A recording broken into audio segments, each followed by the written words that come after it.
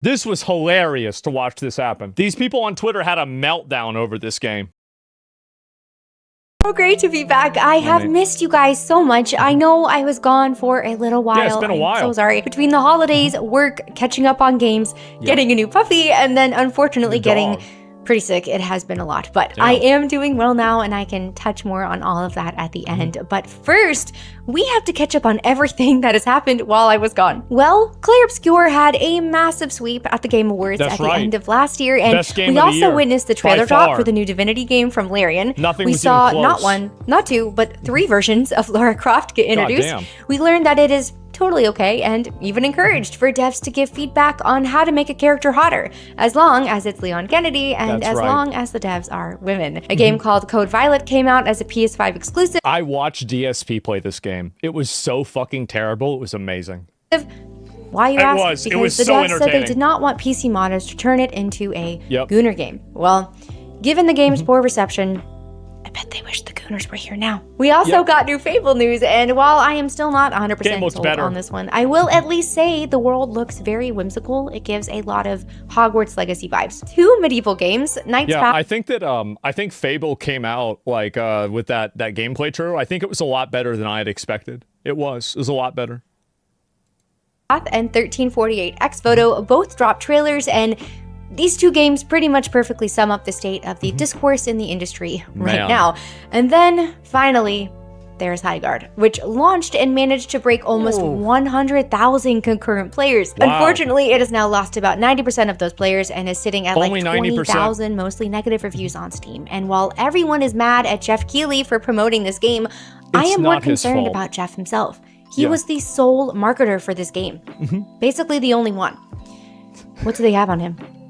Anyway, the Lone Ranger. The start to 2026 has been a lot, so let's dive in. I was late night scrolling through Twitter last week when I came across a post of this cutie. It turns out she is a romanceable character for the upcoming game Knight's Path, and I thought, oh wow, great, she's really pretty.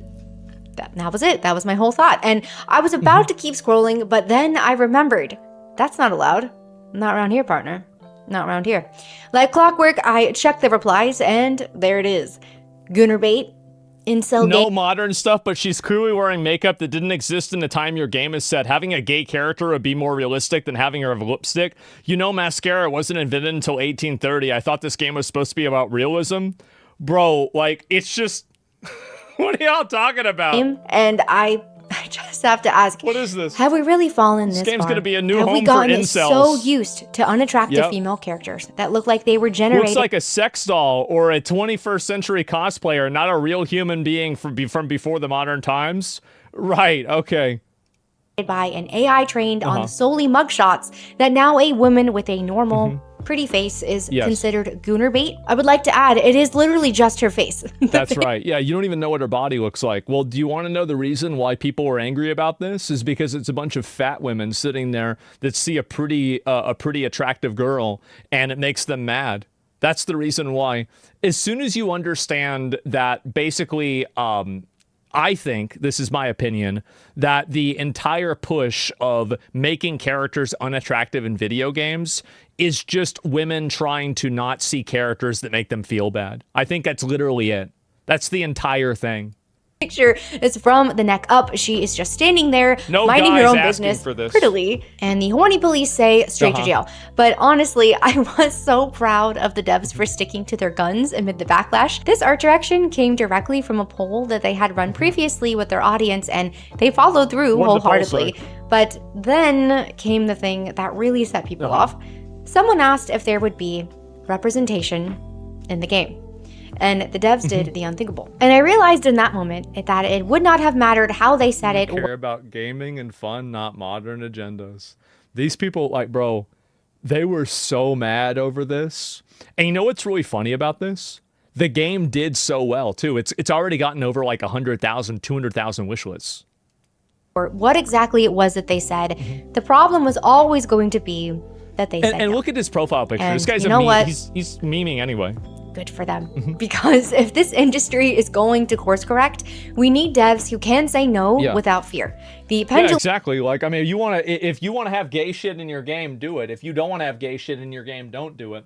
but you can't have a culture where people feel like they can force their ideology on everybody else and then try to shame anybody who's not playing along with it. That's exactly what happened with like removing male and female, where like certain developers felt pressure to get rid of that because other developers were already bullied into it. And then you have a consensus that comes into play, and now everybody's doing it. It's retarded. And the way that you solve it is just by standing up for yourself and saying that, you know what, I'm not going to put up with this shit. And no, it's not okay. Has just got to swing, and this is what it looks like. We need devs that are solely focused on the story that they want to tell and something that they are truly passionate about, rather than trying to cater to the modern audience or make something for everyone.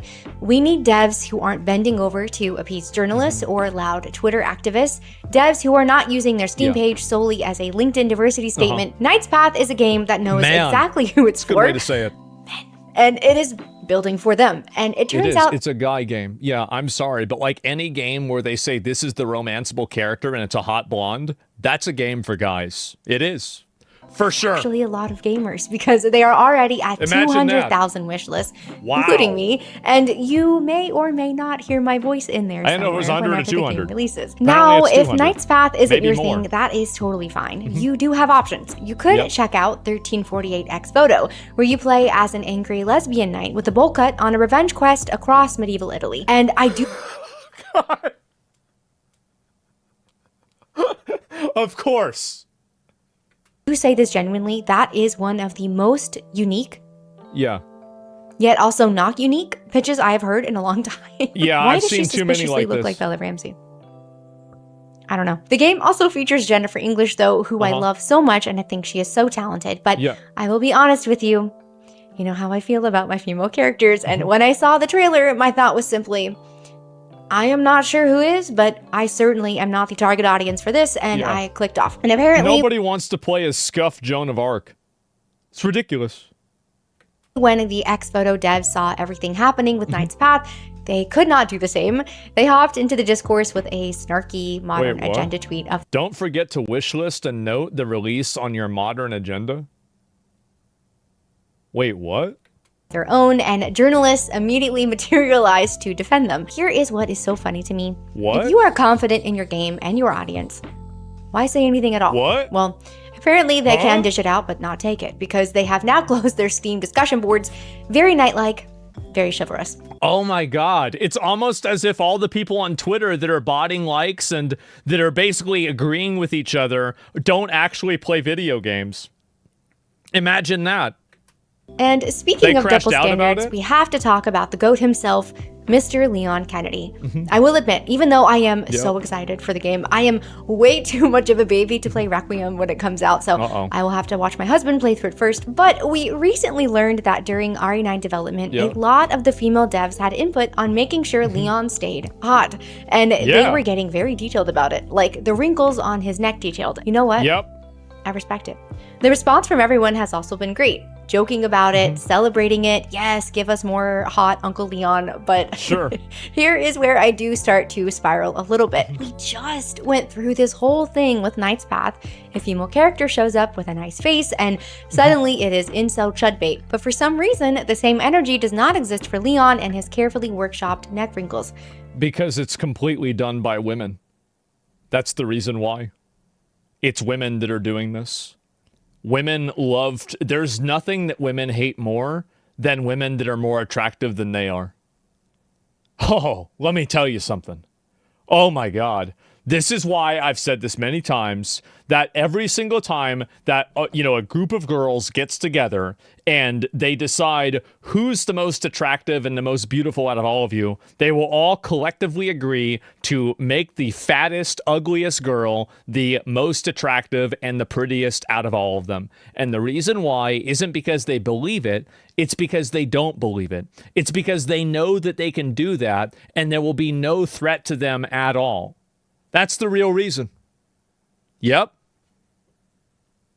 Nobody is calling those devs weird Guys for don't putting do this thought shit. into making him attractive. They are passionate about making him attractive, and there is nothing wrong with that. They enjoy it, should be the hot. audience will enjoy it, and it will help Absolutely. sell more copies of the game. Yeah, of And it is course. the same thing with Lara Croft, a character Duh. who has always been meant to be attractive, but the recent reboot comes out, and suddenly people are clutching their pearls over her outfits, over her wearing makeup in a video game where she fights dinosaurs.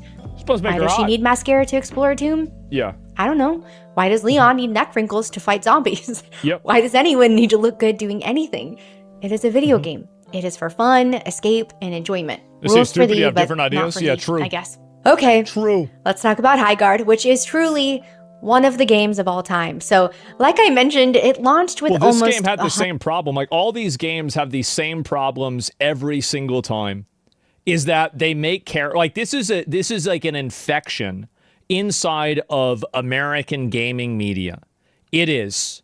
American gaming media is completely infected. And this is even, I would say it's true with TV shows and movies to a lesser extent, is that this fixation that they have around one way or another making things seem realistic, making them fit an agenda, or giving them some sort of ideological slant. Because I don't know about you guys, but like, even whenever I play games that don't have like a very explicit like message to them, there's like a certain type of vibe that these certain games have that like, you know, that this game was made and it was designed by people that want you to think this way.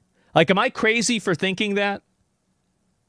I get you. And I think this is unique to American games. Even European games don't have this problem. You know, like Polish games, French games, like Expedition 33 don't have this problem. Obviously, Chinese games don't have this problem. Japanese games don't have this problem. It is purely an American issue. 100,000 concurrent I players, don't think it is. very huge numbers, and then almost immediately lost about 90% of them. Now, I am not going to jump on Jeff Keighley too hard for this one. I genuinely do not know what it was that he saw in this game, because after watching some gameplay, it's pretty rough, and I think the conversation probably went something like this. Jeff played a demo, fell in love for reasons unknown, told the devs, I am giving you a primetime slot in this year's Game Awards. Reasons unknown. And they were probably like, are you sure, Jeff? Persona I 5? don't know, Yeah, I did. maybe a smaller slot, maybe a tweet. That was good. And Jeff said, no, final spot, trust. And then he pointed finger guns at them and he walked away. But then reality happened, and it turns out, much like everyone was expecting, the game is not great. Now, to try and be super fair, I do think the internet was also kind of hunting for something. I don't think so. Everyone was looking for the next I think people were just making that up. They wanted a new punching bag, and Highguard showed up at exactly the wrong moment with maximum spotlight on them. And I don't think most people are rooting for games to fail. Highguard was just at the wrong place. I always want to see a game that represents an ideology that I hate fail. I do. I always want to see it. And that's not just like a political thing. I don't really care as much even about that. I care about like a game that represents a industry that's disconnected with its audience. I think it's a good thing if something like that fails, because it means the market's working. The wrong time, and that's what I think. This is just yet another sign crazy, that maybe, people are so over the modern slop. We are tired. We just want good games, and we want to be excited about good games. And when something gets hyped up like that and it does not deliver, it's going to get roasted. Now, had this not been announced like it was at the Game Awards, had they just been left alone and done their own thing, it would die. They probably would have been fine. It would have launched to a much smaller group, and they would have had the time. They would have had dozens of players. Dozens of people would have played Highguard. Make changes and develop, and that could still happen. I really am hoping that they will be able to turn it around. Speaking of turning things around, I will say that I find it respectable that they're trying to add in new modes. And if they're able to repair Highguard and make it good, I will be really tremendously impressed. But right now, I'm just not really imagining that happening. I think it's respectful that they, again, a captain that's willing to go down with his ship. Ubisoft. Limited 5v5, I really did not think that it could get much worse for them after last year, and I have conflicting feelings about all of this. Part of me wants to do the Death Note meme, but the other part of me, this is a company that I used to love. Running across rooftops as Ezio, Pagan Min being one of my favorite villains ever, me and my cousins performing Rasputin on Just Dance because we took that game way too seriously. Ubisoft used to have the special sauce, so seeing where they are now, It's pretty rough. And I think the main reason why Ubisoft is failing is because they're spread too thin. I think they built up their studio too big, and they don't have the the leadership qualities to manage multiple high-level projects at the same time. And instead of canceling projects like, let's say, Blizzard did, what they did instead is they released them anyway. So, like, Blizzard, you don't know, like, they got rid of Titan. They got rid of, there was another, a survival game, too. I think there was a third game, StarCraft Ghost, in, like, the mid-2000s. Like, Blizzard aborted all 3 of these games. Like, they didn't even come out. So, the fact is that Ubisoft has a lack of quality control. They have too much of a, they have all these different studios. And on top of that, they're trying to release like 2 or 3 AAA games a year in some cases. And they're also maintaining existing live service games. They're spread way too fucking thin. So maybe Ubisoft could come together and make a really good game if they focused on just making one game. But unfortunately, I don't think that's going to happen. I think that they're cooked. And I think they've spread themselves too thin. I don't think that they can retract in a way that's healthy. I think they're going to have to end up, they've already sold off like a lot of their IPs to a subsidiary that's owned partially by China, Tencent. So I think they're just fucked. But that is the actual structural reason. Like, you can talk about it being woke or whatever else, but I can guarantee you that if Ubisoft took the same guys and the same energy that they had making Assassin's Creed Black Flag, and they made it with like a fucking escaped slave right after the Civil War, like they were gonna do, with like this guy being an assassin for like the KKK and other racist people in America, and like maybe even like a soldier inside of the Union Army during the Civil War, this would have been like one of the greatest games ever made. It would have been insanely fucking good if they brought that same energy into it. Because again, like, just think about Django Unchained, the game with like, really cool exploration. It would be nuts. Too political? I don't think people would care. I think people would still play it. They'd like it a lot. So the problem is that they can't do that. And I think also it would have been a lot safer if they had just basically made Ghost of Tsushima called Assassin's Creed. Like, rather than try to add in, a woman and a black guy as like the main characters. It was stupid. But I really do think that structurally they have a huge problem with the way that it's managed. And I can't not see that. You're only 1 month into the Grand 2.6. Done, right? Already 6 games canceled, including the Prince of Persia remake that they announced like 5. Imagine having to... Guys, we can't make the game that we made 22 years ago. We can't do it again. I know. We just can't do it. 5 years ago. Sorry. 7 more games have been delayed. 2 studios shut down. They have a €1 billion loss expected this year, and the stock is in the dump. Now, there are lots of reasons for why this is happening, and some people want to blame the market, but for Ubisoft, I think it is pretty simple. They stopped making great games. And that is a crazy take, I know. But clearly, their priorities shifted to monetization models, internal HR initiatives, consulting firms telling them what modern players really want. This is what you really want. Then just picking fights with their own audience base. Do you remember when their subscriptions guy said that players need to get comfortable not owning their own games? Not how do we make games that people will love, but how do we extract maximum value from people that I'm very comfortable not owning a lot of Ubisoft games. Mission accomplished. We don't even like. And when Ubisoft's games underperform, do they reflect? Nope. Outlaws undersold, they blamed Star Wars. Shadows got backlash, they called it a battle that they fought and won. Oh, wow. A battle with their own customers. And their plan going to war with your own customers. How'd that go? To fix things moving forward, more empty open worlds, more live service. The same exact formula that got them here, which is literally the definition of insanity. Doing the same thing over and over, expecting different results, which I do have to point out that a character from their own game, Far Cry 3, actually quotes. So that is one side of the coin. Now, let me show you the other side. While Ubisoft is collapsing, Sven Vinca casually posts that Divinity Original Sin 2, a game from 2017, just had its best sales month since launch. Wow. How does that even happen? Well, I'll tell you how that happens. It's because all the noise and all the people mad about the game having AI, they weren't real. Nobody actually gave a shit. That's the thing. That's the real reason. Is that all of that noise on social media is totally artificial. Well, that's the real Sven reason. says it's pretty simple. They make great games and they respect and like their players. What? At the No Game Awards, way! they announced their return to Divinity, their most ambitious game yet, bigger than Baldur's Gate 3, and you could just feel the passion radiating off of it. But it was shortly awesome. after that, they hit a bit of controversy over sharing that they were using Gen AI tool experimentation, which personally, I think the whole blow up over this was a bit ridiculous. They're all using Gen AI. I mean, they are. It's obvious. Like, I've heard from people inside the industry that tons of these people are using it constantly, and some of them even use it at home in order to storyboard things themselves, like privately. Like, obviously, duh, of course they're going to do that. Like, if this is a tool that's going to save a bunch of money, they're going to use the tool. Like, duh.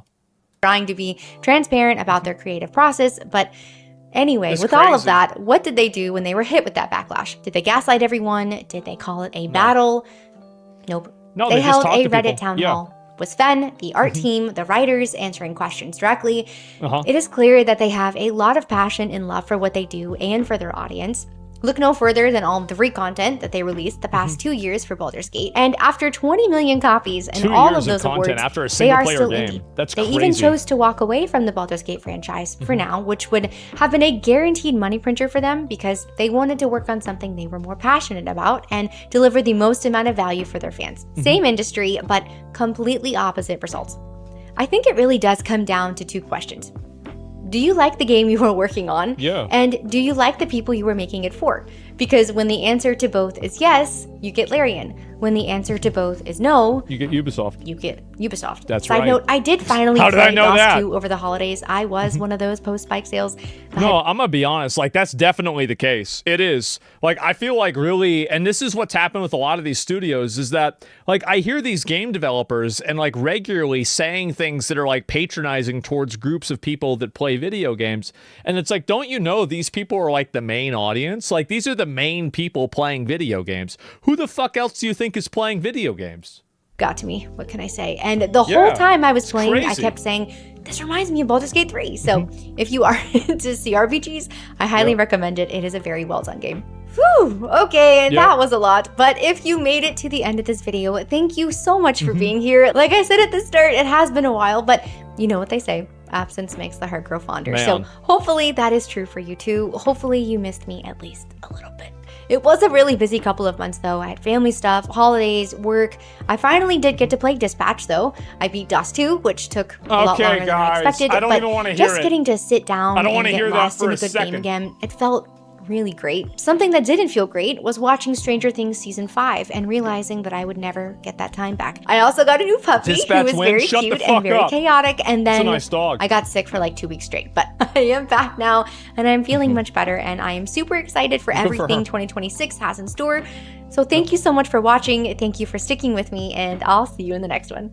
Yeah, it was a really nice video. It was. Like, I feel like really, honestly, it was so fucking funny for me to see the knights. This is the main thing that I was like looking at here. It was so fucking funny for me to see this crash out. I don't understand why they did this. Don't forget to wishlist and note the release date for your modern agenda. Why would you even do this? What are you thinking? I don't know why. It's a W video. Yeah, it was. I'll link you guys the video. Give it a like. I appreciate it. Thank you, thank you, thank you.